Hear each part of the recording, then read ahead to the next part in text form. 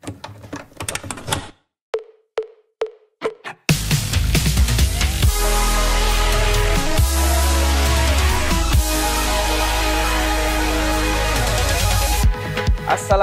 and welcome back to Ideally Music Channel. Alright, pagi ni kita nak buat satu biji kereta Lexus, Toyota Lexus, iaitu kita nak pasang dekat dia ambient light. So, ini kereta owner tinggal, petang ni baru ambil.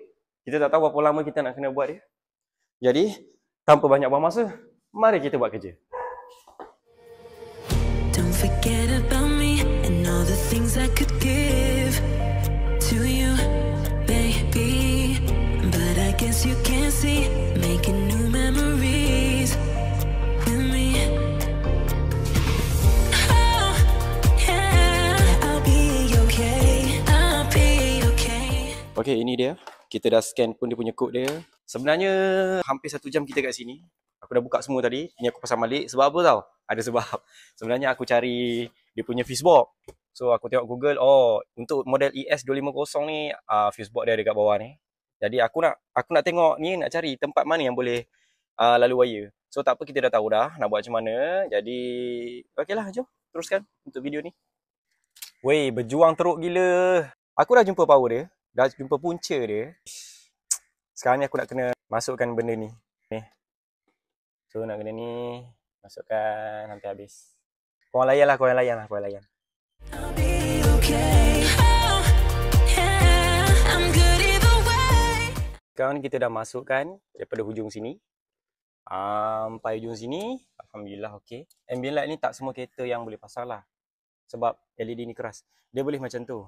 Tapi dia tak boleh macam ni tulang dia tak boleh macam tu. Macam ni dia boleh. Ni tak boleh. Dia boleh. Janji dashboard tu rata. Kalau dashboard je ni melengkung macam tu, dia tak boleh nak bengkok macam tu. Macam kat ujung ni dia agak susah sikit, nampak sih dia akan tenggelam lah apa benda lah. Kat sini akan terangkat sikit lah. Itu normal. Sebab dia tak boleh fleksibel sangat. I'm good either way. What happened to forever? Now we're not together. I know it's time you probably need a break to see if you went down whatever. Bad and dead together. But baby, know that I'm good either way. What happened to forever? You know,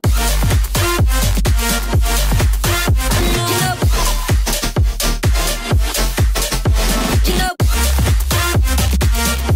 What happened to forever?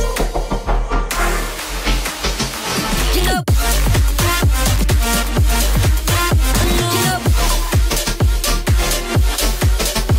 You know. Don't forget about me and all the things I could give to you, baby.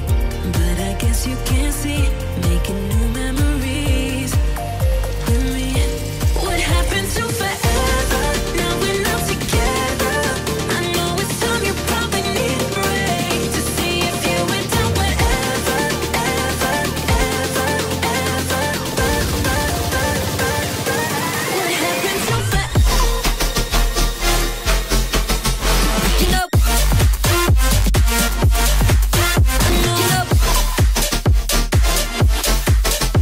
You know. What happened to forever? You know.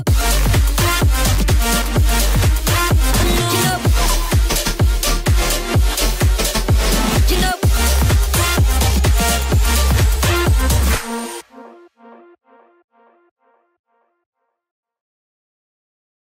Okey, alhamdulillah. So sekarang kita sudah siap buat Lexus ni, ambient light, dashboard dan 4 pintu. So sekarang kita nak demo dekat korang dia punya hasil dia. Aku pun memang excited nak demo untuk korang ni. Okey, so alang-alang dah siap. Jom kita demo. Okey, now sekarang kita masuk. Okey. So kita tekan. Was it all in vain? My world revolved around you, now it's trapped inside the pain. Maybe I should stay in the dark after you had it to a place so far away. All those crazy